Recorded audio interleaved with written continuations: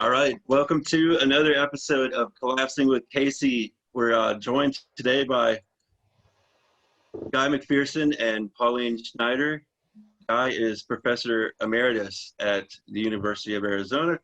He is a conservation biologist with a PhD minor in economy.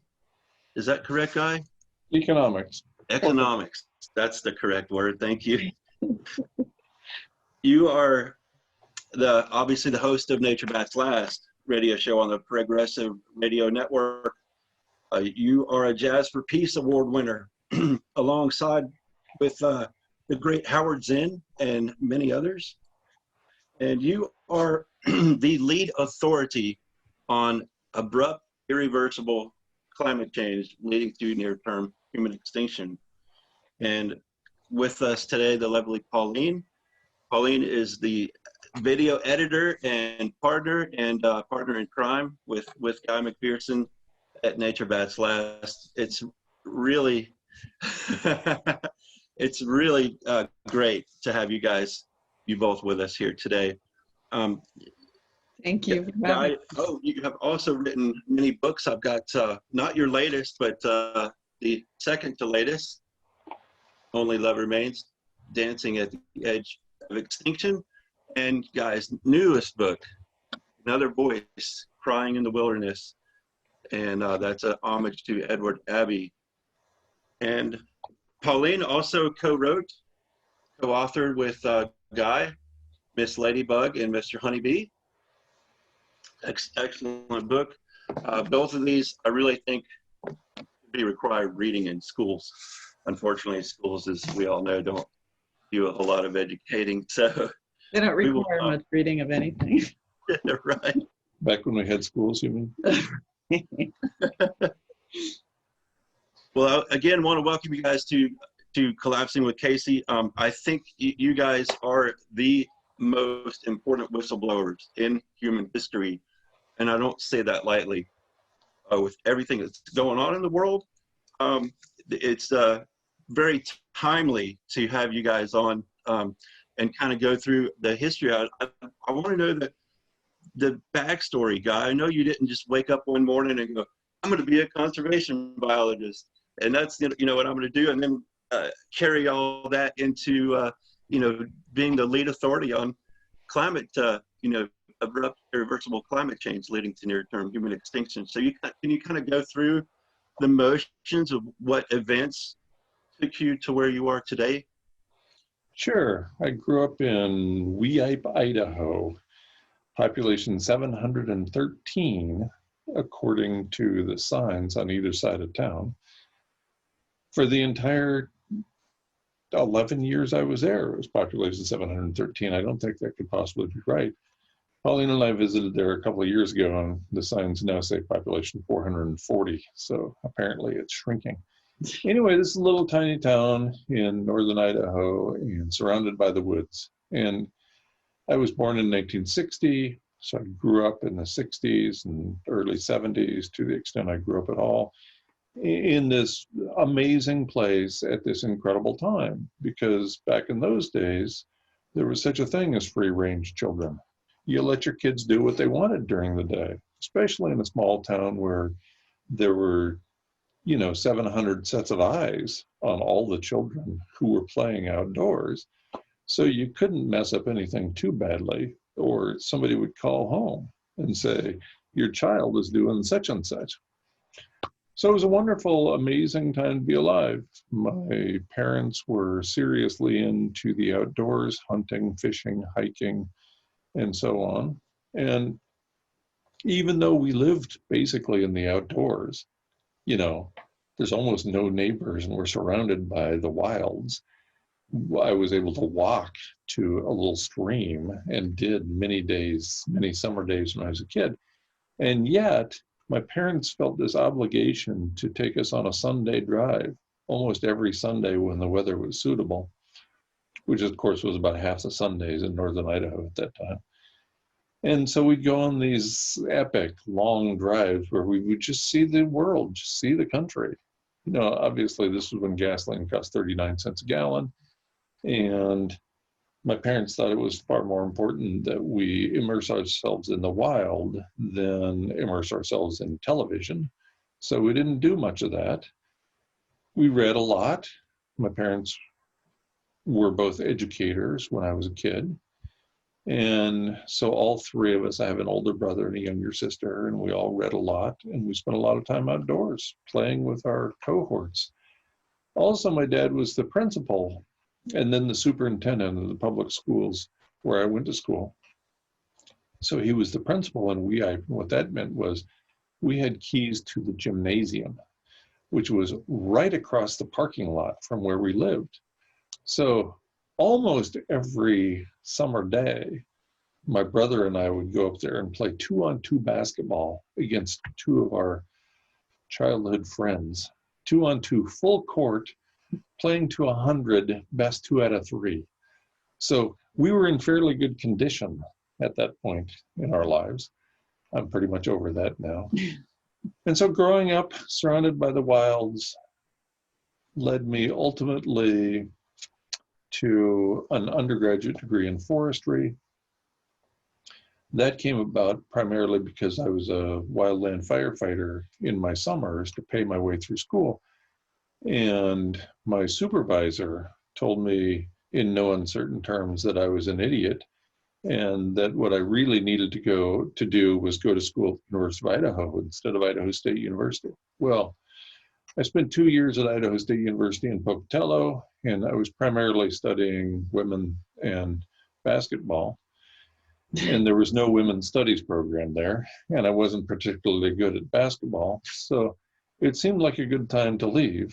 So after 2 years, I went to the University of Idaho, which was the land grant school, big time forestry program, majored in forestry. As I was about to get my undergraduate degree, I realized I didn't have a job, something I hadn't really thought about. It's amazing to be young, isn't it? And so I ended up going to graduate school with the world's leading authority on fire ecology at that time, a guy named Henry Wright. And that led to 2 graduate degrees in range science with, as you indicated, the PhD minor in economics. And then I did a postdoctoral research endeavor for only a few months at the University of Georgia in Athens. Did my research on Cumberland Island, the southernmost of Georgia's barrier islands. Took my first professorial position at Texas A&M University. I was there for 1 academic year and then started my tenure track position at the University of Arizona on May 1st, 1989. And I left that position and became emeritus 20 years to the day later, in part to point out that May 1st is the day we celebrate workers around the world, everywhere except in the United States. So I wanted to make a point by leaving on May 1st, which was the day I started as well. So somewhere along the line, I became interested in conservation biology, a discipline that didn't really exist in the United States until after I had my PhD.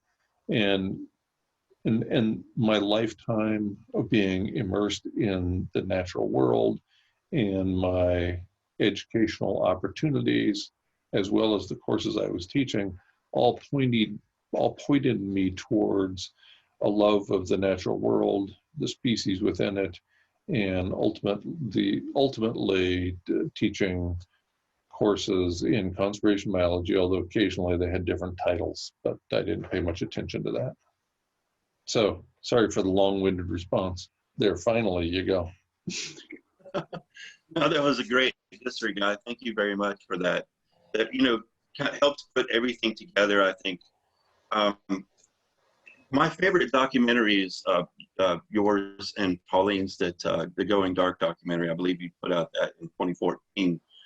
And at the end, you were talking about how it's a lonely road to be a whistleblower, to tell the truth. That I think, especially with the reality of the truth that you tell, is it's not a happy story, unfortunately, but it is the truth, and I think that's what's important. Can you talk a little bit about about the relationships that you've lost, people that have just done you wrong because they don't like the message, they don't like the truth, I guess. Aldo Leopold, the great conservationist in the early half of the 20th century, wrote, I can't remember how he began it, but it was something about understanding ecosystems. He says, is to live alone in a world of wounds. So something about understanding the natural world means, quote, to live alone in a world of wounds. You live alone because almost nobody understands how ecosystems work, how they're put together, how much we depend upon ecosystems for our own survival. So that makes for a lonely experience all by itself. So I spent quite a bit of time alone in my professional life. In a world of wounds, that refers to the fact that human activities are responsible for destroying much of the natural world. And if you don't have any sort of ecological background or environmental awareness, you don't even notice.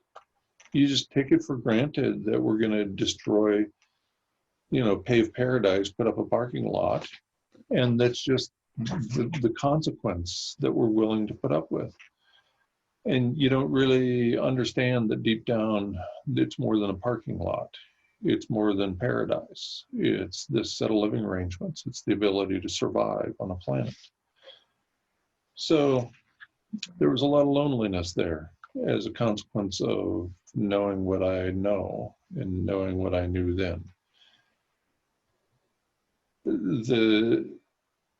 I guess it shouldn't be too surprising that one of the consequences was the organized campaign to remove me from public service, but I'm so naive that I really didn't see that coming, especially from some of the characters who were involved. That's horrible. How does that affect you today? Because you were doing so many speaking tours. You're going all over the world doing speaking tours, and now you're sitting here talking to Joey Casey on a computer, which is awesome. But I know that you're capable of the first interview I saw with you on that little 10-minute piece on New Zealand morning television. That was amazing. You said right there that you were an anarchist. You're an anarchist scientist. That blew my mind. I was like, finally, because I've been looking my entire life for a scientist that separated religion from their work, their findings, their reporting. And when you said that, man, I was hooked. And yeah, that was with Paul Henry on the Paul Henry show. He left. He came on one more episode to announce his retirement, and then he left. He said his mom told him he shouldn't work so much. He should enjoy his life while he has it. And I've never been called somebody's mom before, but I think it was a compliment in that case. It's interesting to get back to your question. There's this NSA contracted spy who goes by the name Mark Austin. You know him probably on social media. And he wrote to a host on one of my speaking tours on the 16th of December, 2016. And it's important to bear in mind the date there. Quote, "Thank you for hosting Guy McPherson. I'm afraid the NSA is about to get much tougher on him and a list of others, as Trump and Rex Tillerson have asked for specifics. Sorry, I'm only the messenger." End quote. The organized defamation campaign that effectively removed me from public service was completed within 8 months. 8 months after December 16th, 2016, I was done.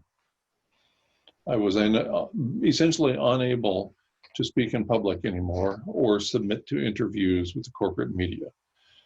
I still continue to submit to interviews such as this one, and because I had a series of interviews with a guy named Jamarl Thomas on his YouTube channel, he then became a legitimate corporate radio show host. And he was recently promoted from the the channel he was on, the radio show he was on, Political Misfits. And now he's with another one, I can't remember. Fault lines. Fault Lines, that's right.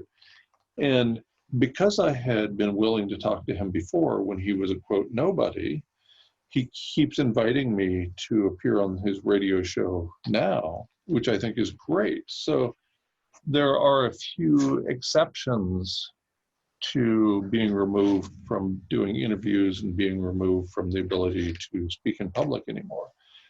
As an example, when somebody invites me to speak in public, to do a little speaking campaign of some kind, they uniformly, since mid-2017, receive email messages from people involved in the defamation campaign. Derek Jensen, Mike Sleva, probably others. I only know about those two for sure. And that convinces them that they don't want to host me because the accusations are truly horrible. If you want to remove a man from public service, if you want to destroy a man's life in this culture, all you have to do is suggest that he's a pedophile. That's all it took. Nobody wants to have anything to do with me, whether it's true or not, whether there's any evidence to support that notion or not. And there's not, by the way, or I would be in jail right now. You think the deep state wants me running around, even doing interviews like this one? Of course not. And so if I were guilty of any crime, I would be in prison right now, but I'm not. But that's all it takes is a hint that I'm a bad person, and nobody's going to host me after that, even though I tour for free and submit to interviews for no charge, obviously. Still, I'm done. I've been removed. Isn't Mark Austin like isn't he like a friend of yours though? Like he appreciates your work, or am I wrong on that? Because I didn't know that. I'm actually friends with him on Facebook and thought he was just, another one of us who gets the information and appreciates the information and, is part of what knows what's going on. I didn't know that level though. Of course. Yeah. Of course he appreciates the information I provide for free to the US government. Of course he does.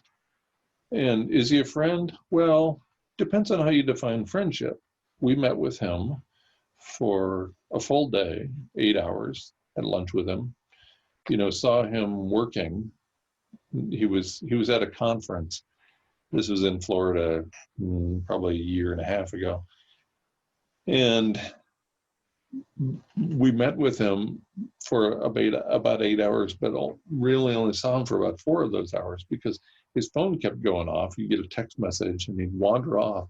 He'd be 100 yards away, keeping an eye on us while talking or texting on the phone. And then he comes back and forth, back and forth. He's at this intelligence meeting for the security state.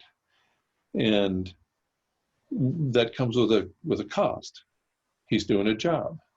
He might be a friend to the extent that he's capable of being a friend with somebody, but he's also doing a job, and that job involves destroying my life. That's far more important than being a friend. It's the opposite of the Edward Abbey version of being a friend. I think mostly he's there to harvest information from you. Yeah, he's harvesting information, and that leads directly to the defamation campaign. He's the one who sent that message. He warned you. Yes, he warned me. Yeah. And he was undoubtedly involved in the defamation campaign. He followed me around on tours and collected information, and that fed directly into the defamation campaign that led to my removal from public service. So is he a friend? Define friendship. We're not exactly drinking buddies. And I've no doubt he will be watching this video, and that's fine. I appreciate this. I appreciate what he has done for me. I don't appreciate where it has led. It has destroyed virtually every relationship in my life, including with my ex. We were very close for more than 35 years. And then she receives information from the likes of Michael Sleva and Corey Morningstar, and the list is almost endless at this point. People who are defaming me. And despite the fact that we spent more than 35 years together, she reads this information. Consider, for example, the fake Facebook messages sent by this person who claimed to be Serena. Now, at the time, this was more than 3 years ago, at the time, those seemed legitimate, and none of us, especially us old people, knew that there was a way to create those from scratch and make them look real. And it was only a year after the defamation campaign was complete that somebody showed me how easy it is to make them up by sending that Facebook chat between me and Donald Trump. So a year later, you know, all bets are off. I was done at that point. I'd been destroyed. And your sister still has no clue about that. Right. Oh, my whole family. My dad died recently, lacking any respect for me. My mom is still in the same place. My older brother, my younger sister, same thing. It's from the defamation, not from they don't believe you, and then they believe that, and they also hate your message. Is that what it is about? No, it's not about the message per se. It's about the defamation campaign. Well, they weren't crazy about your message to me. Well, of course they weren't crazy about my message. You know, I come from a family of educators. My brother's professor emeritus. My dad, as I indicated, was an educator. My mom was an educator. My sister was a social worker in the public school system for her entire career. And I had the brass ring. Unlike the rest of them, I was a tenured full professor by the age of 40. And so I was in this position that they dreamed of. And I walked away. And they took it very personally when I walked away. You know, it was as if I was personally insulting each of them, which was not my intent. But what are you going to do? And I'm so blown away by that. I'm so sorry to hear that. That's terrible. I mean, just terrible. I have no words. When I met you for lunch last year, you had mentioned the International Creative Management. Can you talk about that? I've never heard of that before. I looked it up and read about it, and I was blown away. Like how that whole thing is, what that is. Right. It's now called ICM Partners, for International Yes. Creative Management Partners. And I think that's the website, icmpartners.com. And they're a connection, thinly disguised, between the United States deep state and Hollywood, the movie making industry. And, you know, I'm routinely accused of being a paranoid conspiracy theorist when I say things like that. So I brought to this interview a few examples. Here's a headline from the Wall Street Journal from October 11th, 2019, Whistleblowers and the Real Deep State. That's the Wall Street Journal. From USA Today, from November 13th, 2019, the headline is, as the deep state attacks Trump to rave media reviews, don't forget its dark side. And then, of course, there's the book by James Douglas, JFK and the Unspeakable, Why He Died and Why It Matters. And he died because of many reasons, but primarily because his vision didn't match that of the deep state. So he had to be removed. 2 Kennedys and a king in less than 5 years in the 1960s had to be removed. Now, of course, the deep state doesn't work that way anymore. They're far more sophisticated than they used to be. So they don't go around killing hundreds of Black Panthers. No, they just destroy people's lives with a sniff of pedophilia and various other tactics. So, for example, they chased Michael C. Rupert all over South America, and They even poisoned him. And he ended up recovering in a Canadian hospital, and he ended up going back to Southern California and then moving a few times after that. But they destroyed his life, and they didn't have to kill him. He took care of that for himself. So I tell people routinely that he pulled the trigger, but he didn't load the gun. The gun was loaded by deep state operatives who made Michael C. Rupert's life so miserable that he wanted to get out. And it happens all the time now. You know, you see people who are a big deal 1 minute, and then they just fade away. You know, as an example, I was the lead player in the Me Too movement. There was no Me Too movement until I came along. I got Me Too'd, and then it worked so swimmingly well that it was done to several other people afterwards. So I was the test case. Mission accomplished. Yay.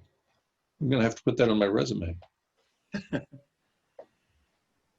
You know, Michael was such a great whistleblower too. And toward the end, he began to talk about you quite a bit and mention your name. I worry about you guys in the same way. I hope everything's okay. I hope you guys are safe. You know, because I know how horrible that is, and what you guys, you know, the information you bring forth is obviously, like you said, not what they want to know. You know, there was a time when I didn't care if I lived or died. My will to live was very low. This is when my ex was in the midst of leaving me, and I realized the mistake I'd made in leaving active service at the university. And so I could have foreseen that happening. I could have foreseen causing my own death, but not anymore, because now I have a life. She's sitting right next to me. And my life is good. You know, I have enough of a stoic philosophy in me to take a lot of this stuff in stride. And does that mean I appreciate it? No, of course not. But it does mean that I don't have any control over it. And if I don't have any control over it, I might as well not obsess on it. So I obsess about other things. And that's what all great scholars do. I don't think you can look to one scholar renowned in their lives who wasn't known for an obsession. Because that's how you become renowned, is you focus on a topic or topics that other people are not focusing on. And yeah, it means I'm OCD. I got no problem with that. It's way better than some of those other initials people throw at each other. I just worked my way around it. And that leads me to my next question too. You're such a high level of intelligence that most people who are that intelligent, they have trouble functioning in society. It's not, you know, not even just a little bit of OCD or something like that. It's usually a pretty big deal. And you don't seem to have any of that. You seem like a regular guy. And, you know, until you open your mouth and you start talking, it's like, holy shit, this guy's really, Probably not he's really that smart. Yeah. It's probably not that smart. I get told every day on YouTube what an idiot I am. I think you're just misreading this. You know, I grew up in a very humble set of conditions. I can remember my mom saying that telling us kids, if your dad ever makes $6,000 a year, we'll be set. We'll be living large at $6,000 a year. And, you know, inflation accounts for a big part of that, obviously. But it was a very humble set of living arrangements when I was growing up. We spent a lot of time camping. That was way better than staying at home because the house sucked. As the lead authority on abrupt climate change, abrupt irreversible climate change, it seems to me like there's a lot of people that are into NTHE, near-term human extinction, and it's like, even though you're the lead authority, they're not reading your work. I mean, you've published 4 papers just this year, 4 peer-reviewed papers just this year, and I read what people are talking about, and they're talking, you know, maybe they're following like Paul Beckwith and Peter Carter, and nothing against those guys, but to me, those guys are kicking the can down the road. I looked at them, but actually before I found you, I looked at Paul Beckwith, and not that I knew a whole lot, but he didn't really teach me anything. And you know, he was talking way down the road. These things are going to be a problem. Whereas you were like, it's a problem now, and that's what I saw. So it's not just me. I don't know what it is about that people, you know, defame you and just basically talk shit, because like I guess they're just not reading your papers and not getting it. Well, nobody wants to get it, including me. And Peter Carter and Paul Beckwith are among the people who have defamed me. And so I appreciate that some people find me through them, even if they find me because they're saying terrible things about me. Does that go back to there's no such thing as bad publicity? Well, P.T. Barnum said something like, I don't care what the newspapers write about me as long as I spell my name right. You know, people said terrible things about him. Yeah. Because he was selling snake oil. And so there's a whole lot of that. So I have these mixed feelings, right? I appreciate that people write about me until I actually see what they've written. It's nice to be written up in the Washington Post, but not like that. Same for the New York Times, same for the Guardian, and on it goes. But again, I don't have any control over what goes on there. I don't have any money, and I don't have an institution supporting me, so I can't sue any of those people. I had an attorney who I met once for an extended period of time, and he said he was going to bring a lawsuit against some of these leading defamers. But that didn't happen. And that kind of thing occurs a lot in my life.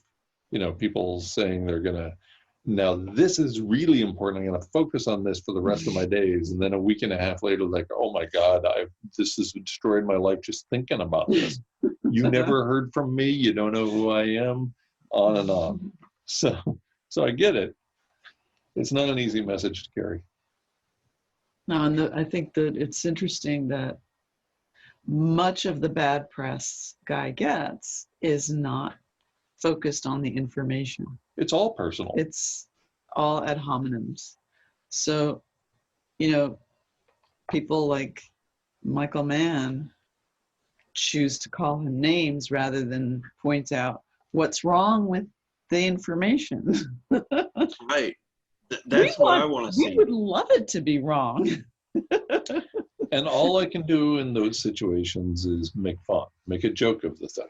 And maybe I do that too much, but Michael Mann writes in the Washington Post that I'm a doomist cult hero. And so for my next several public presentations, I said he's got that wrong. I'm actually a doomist cult superhero. And, you know, what else am I supposed to do? I can't do anything about it. I can't get the Washington Post to retract what is obviously libel. It's not going to happen. So I roll with the punch. That's a great comeback. It reminds me of Lee Ving when he was in Fear and they were on Saturday Night Live and they just destroyed the place. And that actually created a 5-minute delay for live television because what's his name? The NBC head was in his bed watching it live and said, cut. So they call up Lee Ving next morning in his hotel and he's like, you know, you did $40,000 worth of damage. He goes, no, I did not. I'm a professional. We did $90,000 worth of damage. The superhero, I'm a superhero that, oh yeah, I love it. Such a good analogy. Your favorite philosopher, obviously, with your new book is Edward Abbey. Can you talk about what it is about Edward that connected you and made you enjoy his work so I was given a copy, the first copy I came across of his work was The Journey Home. I was given a copy by a college roommate. I don't even remember which one. And Which college roommate or which copy? which college roommate. Okay. I remember it was The Journey Home. The Journey Home, right? And I read it in hours, and it just grabbed me. His way of writing about the American West was amazing. And so then I tracked down all of his books that I could find. The Journey Home was something of a sequel to Desert Solitaire, which was his breakout book published in 1968. And so I read that one next, and then I read The Monkey Wrench Gang, and I've reread all of those within the last month and a half or so, because it had been a long time. And what he was writing just made sense to me. I look at it now that I've been rereading them all, and I realize that he, like almost everybody else, knows nothing of the aerosol masking effect, or he wouldn't be in quite such a hurry to terminate society. And he was an interesting character. He loved classical music. You know, you might consider that the apex of industrial civilization is the ability to hear music 200 years old on what in his day was a record player. It's amazing. He loved that part. And yet he was out there cutting down billboards and taking large equipment and running it off the cliff because it was emblematic of industrial civilization. So, you know, just what he wrote made sense. And he was funny as hell. So I became quite enraptured with his writing. And I was very much looking forward to meeting him when I moved to Tucson. And unfortunately, he did the dirty deed of dying before I could get there and meet him. But I do have a signed copy of the last book he saw published, which is the sequel to The Monkey Wrench Gang. It's called Hayduk Lives. And I got to meet Hayduk, of course, and Doug Peacock has subsequently become a good friend of mine. And he was the basis for the character George Washington Hayduk in The Monkey Wrench Gang and its follow-up book. And I met Doug first at a book signing that, of course, we both forgot either one of us existed. And then later when his son was a student of mine. So Colin was a student of mine at the University of Arizona. And that's how I reconnected with Doug on a more personal basis. Sam Carana, moving into the meat and potatoes, I guess here. Sam Carana wrote back in March, I believe it was March 13th, that we had crossed the 2C threshold and declared humans functionally extinct. Do you agree with that?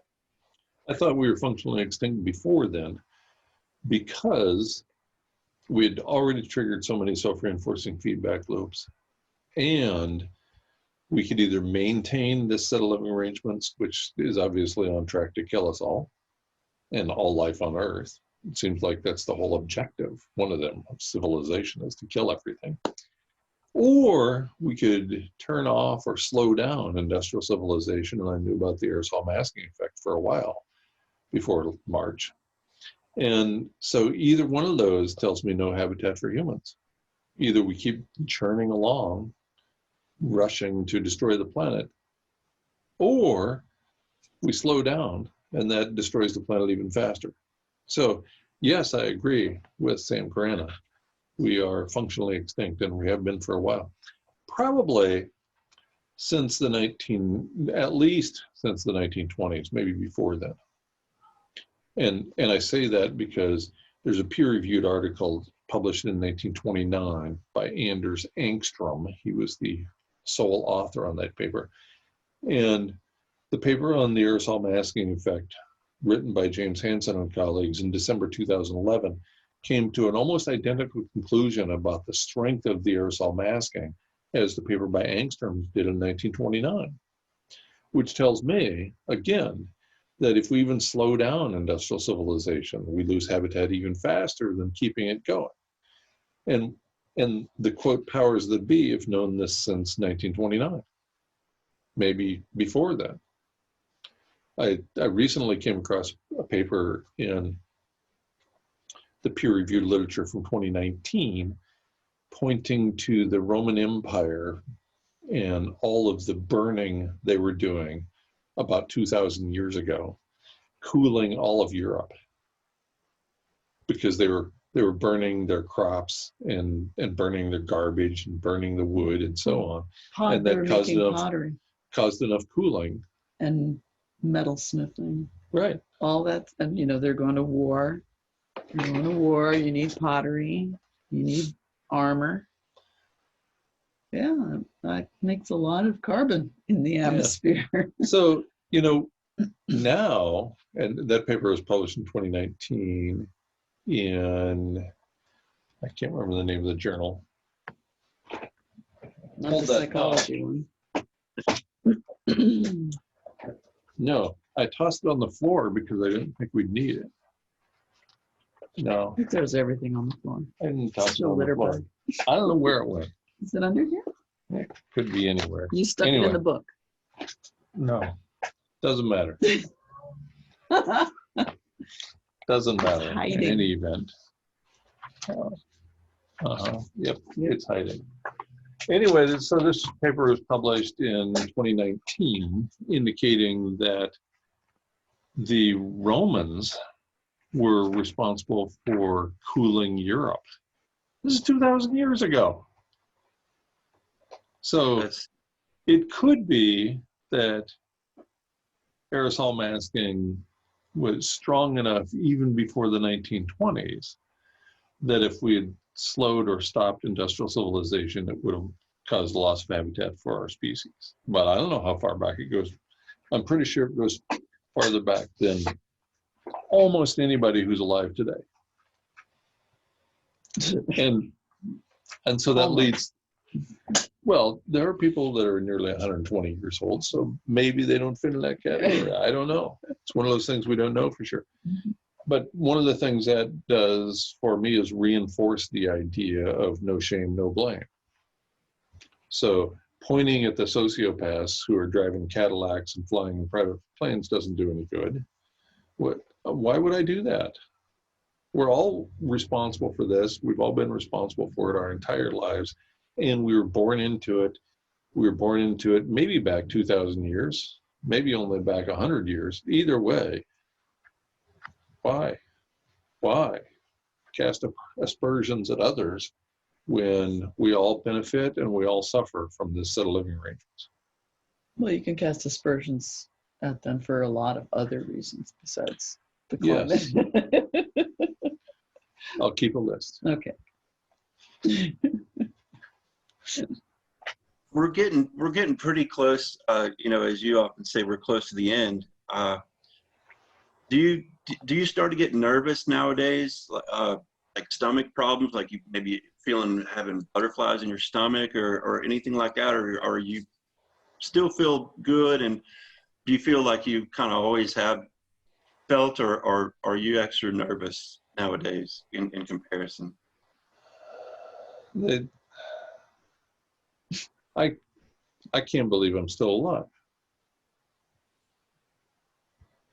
I mean, I agree. But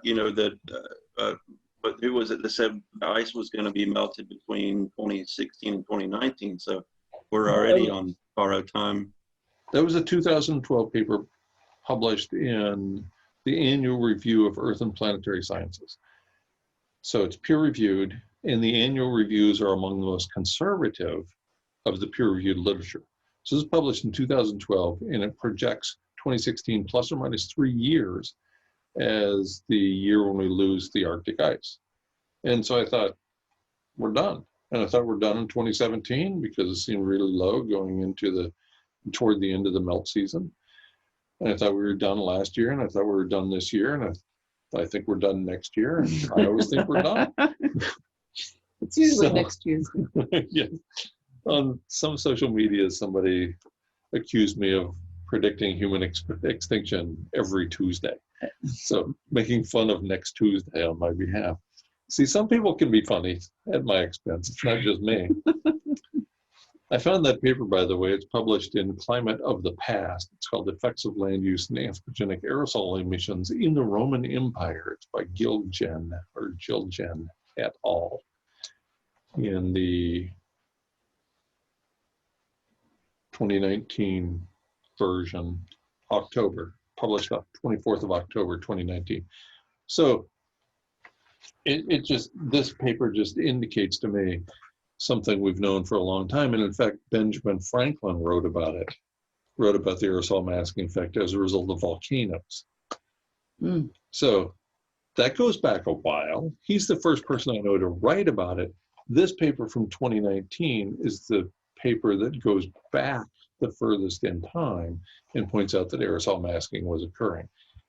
In either event, this goes back a long way. So I'm generally not nervous about my death.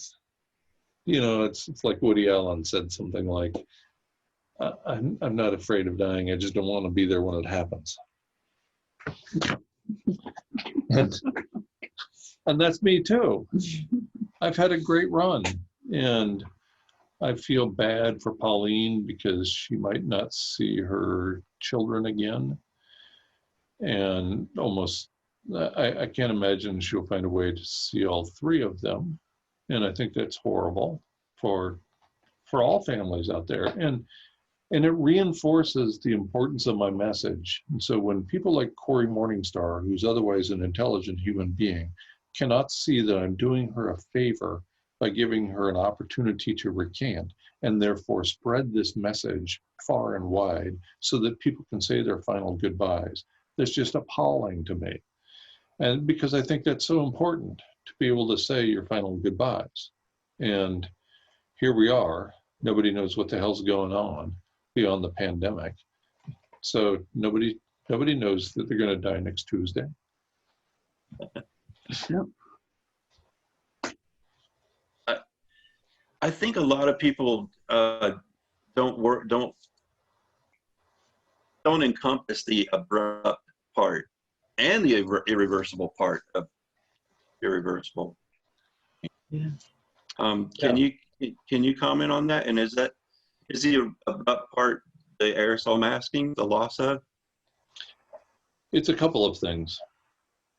First of all, when climate scientists talked about abrupt until I came along, they were talking about occurring over thousands of years. Similarly, when scientists described mass extinction events, they were talking about thousands or tens of thousands of years. And then I come along and say next Tuesday, and you can see that there's something of a mismatch there.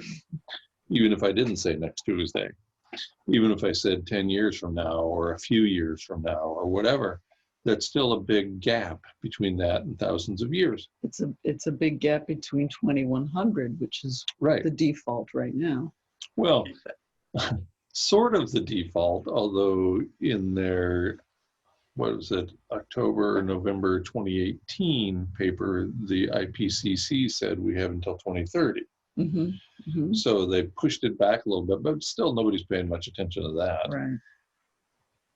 So why don't people understand abrupt or irreversible? I think it's at least in part because of our evolutionary history. Think about how natural selection dealt us this hand. And the hand says that there's no such thing as the exponential function. We have survived as a species and as individuals because we use the recent past to predict the near future. And the recent past has never indicated exponential anything, really. And we're just not set up by natural selection to do that, to encompass and take into account the exponential function. We can't imagine what we haven't seen. We're not designed to do that. Only science fiction writers can do that. What she said. That's what I meant. Edit that whole thing out, what she said. Asimov and Ray Bradbury and Frank Herbert. In one of your teachings, one of your recorded presentations, you showed a video. This was such a great example of a little tic tac. Basically, it was just the size of a tic tac, and what was it? Lined up like dominoes, but doubling every step. And it was what, like 16 steps later, it would have knocked over the Empire State Building or something like that. It would have been as big as the entire Empire State Building. Yes. Yeah. And so I can't remember how many of these things there were, maybe a dozen, and each one was 50% bigger than the one before. And so the little tiny thing knocks over something that's pretty small, about the size of my fingernail. And then the next one is about the size of, this much of my thumb. And then it doesn't take long, given the exponential function, before that last one weighs 100 pounds. And the guy has great difficulty propping it up. And you can tell that he'd made the mistake of triggering the thing before he was ready. So he didn't prop up that big one until he was all ready to go this time. I think the big one, it was like 150 or more pounds. It was super heavy. Yeah, it basically was a struggle for him to lift it up there. Yeah, that was such a great example of the exponential function, and that's what really burned it into my head as that. Right, and that kind of. And I was constantly looking for those kinds of examples that I could show in presentations, because it's not something we understand. So I would give these spoken examples, but they just didn't make sense because we're so graphically oriented. We're visually oriented. We just need to see it. And that leads me to, this is a question for, or coming from Karina. Karina and I, we talk about this quite a bit, about what's going to happen after we're gone. Are the oceans going to evaporate? The 450 plus nuclear plants melting down as we're going extinct, and afterwards, the aftermath of all that. Can you comment on what you see? Because I think that is a very good example of the exponential function of what's going to happen after we're gone with the continued heating. It's going to be an inconvenient time. In my long essay, Climate Change Summary and Update, there's a link to a peer-reviewed article indicating that the planet will heat up to 57 degrees Celsius, I believe it is, which is really quite warm. It's 12 now, right? It's about 15 and a half. 15. Well, So 15 and a half to 57, that's I'm a back lot. in the ice age. That's, 41 and a half degree temperature increase. And I thought it was warm out today. So I suspect that we're going Venus or Mars, and ultimately Mars, a lifeless planet. If as indicated by the November 2018 scientific reports by Strona and Bradshaw, if 5 to 6 degree Celsius global average temperature rise causes the loss of all life on Earth, then we can only imagine what the 10C predicted by Cran, or the 18C predicted by Cranon, once he added a new feedback loop, by 2026, and then tack on, once the warming really gets underway, grow it up to 57C. Will there be life on this planet? It would surprise me. But that would save Elon Musk the trouble of going to Mars. He could just stay here. That's right. I've been saying for a while that he should stay here. Don't go anywhere. Just stay here. We're geoengineering this planet into Mars already, Right, so yeah. no need to leave. Just I don't think saving him money is high on my list or his.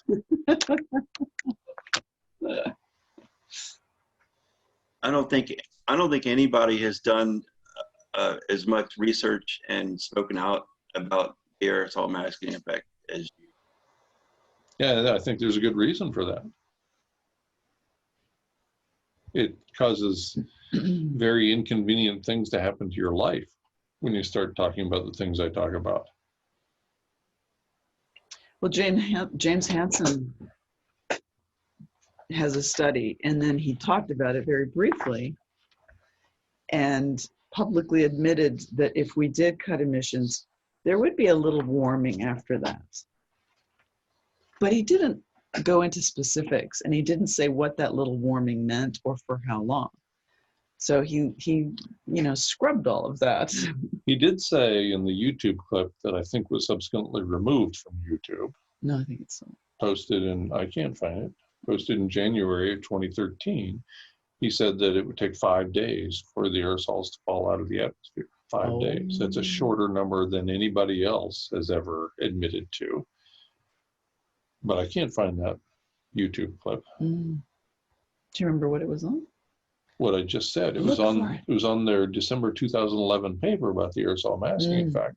And so he was being interviewed about that. So it was, I'm pretty sure it was just him and one other person. And he talked about the 5 days.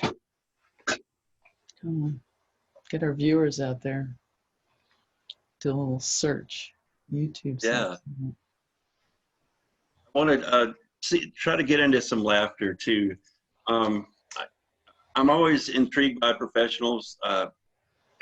Being a sports guy, I've hung out with a lot of the top motocross athletes, and it's just funny to me when somebody will come up and see bikes and go, "Oh man, I raced Wednesday night down at the such and such." They'll name a track that doesn't even exist. They don't race on Tuesday nights. They're just so full of it. They have no idea who they're talking to.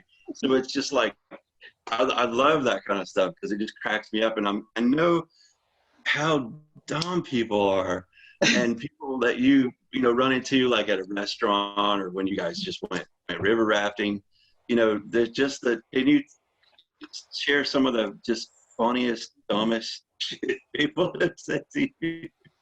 Well, it reminds me of that Haley Osment line in The Sixth Sense. You remember that? No, I don't. I've watched the movie, but I don't remember it well enough. I see dead people. Right. So I see dead people. No. Yeah. No. Oh, that's the line. Okay. That's what everybody thinks they heard. But what he really said was, "I see dumb people." I think they edited it because they didn't want the full truth to escape from the mouth of a babe. Right. Yeah, I think you're right. It happens all the time. Every time we're out. For example, we talked to almost nobody on this river trip about what was coming. Talked to two youngish men about it, in their 20s probably. And that's it. Because I didn't want to bring it up. I don't want to ruin the trip for these people. Somehow they brought it up. I don't even remember how. It wasn't by saying hello, but it was something very targeted. They had overheard you talking about. They were asking questions of me specifically. What do you do? And blah, blah, blah, that sort of thing. So, and one of them said that Elon Musk and Jeff Bezos have such a strong sense of humanity. Love of humanity. They wouldn't let us die. And they're going to help us get to Mars. I'm like, really? And I said, strong sense of humanity? Who's getting to Mars? That blows me away. Yeah, I just don't see I don't ever see Mars being habitable. Yeah. You probably got a better chance here in a bunker, at least for a little bit, I think. Right. Well, right. You have to be in a bunker on Mars if you get there. Yes. I don't know if you read Ray Bradbury's book, The Martian Chronicles. It was a series of short stories, the Chronicles, and towards the end, maybe the last one, the warring parties on Mars. So they've turned into two warring parties now. Well, after they just showed up 20 minutes ago. Well, first. Sounds about right. First, the people have gone to Mars to populate it, and then Earth blows up. And they're like, oh, shit. No. Right? In this final chapter, they're looking and they're seeing Earth destroy itself. Okay, right. So that's the end of the Martian Chronicles, is these warring parties look on Earth, holy crap, they were destroying the whole planet with nuclear weapons or Right. whatever. Right. It was unclear how it was actually playing out. And that's when they knew, that's when the reader knew, Mhm. this is our nature. Our nature is to go conquer another planet and then fuck up this one and that one. Yeah. And they knew where they were headed. You could tell from the writing that the two warring parties knew they were headed to exactly what they just left behind. Unreal. Well, guys, I think we've covered quite a bit. Do you, before we head out, do you have any bucket list things you want to get checked off? And now, of course, that's where I'm going to say, pretend COVID doesn't exist, or it never happened, or it's gone tomorrow. It's cured. Where are you going to go? What are you going to do? Well, that's just the way you said that is so funny because, at the end of every football game, they ask the winning team, what are you going to do now? And they go, we're going to Disneyland or Disney World. And I'm like, it's right down the road from us. We're not We're going. not going there. Get COVID there. That's my last, even no COVID, that's my last place. Entertainment. One of the writers I used to read a lot, all of his works of fiction, is a guy named Carl Hyacin. And he writes, I think, for the Miami Herald, but he's been syndicated everywhere. And he has written a bunch of fiction books, and mostly about the Florida that he knew growing up as a kid. He's about my age. And it's all going away now. And his lifelong goal is to be banned from Disney properties forever. I'm right there. That's on the bucket list. That tells me I have work to do. So Pauline wants to see her kids again. And so that's on my bucket list, is trying to facilitate that happening, trying to make that happen for her. Because, I've had an enormously privileged life. I've had 60 years and a few months on the planet. And that's a lot. Especially what I've been through the last 15 years. Seems like a hell of a lot. So I continue to read Abbey and his friend, now my friend Doug Peacock. I'm currently reading again his 2006 book. What's it called? Walking It Off. Walking It Off, in which he describes his relationship with Abbey, and especially toward the end and then after Abbey died, and how Abbey convinced him through daily acts to live with urgency. And Edward Abbey and Doug Peacock are the only writers I've ever read who make me want to stop reading, put the book down, and take a hike. They so inspire me to get out that I want to stop reading their beautiful writing. So my bucket list is trying to make sure that Pauline gets to see her kids again. Oh, and the other thing on my bucket list is surviving seeing her kids personally. Yeah. My kids want a family reunion in Greece.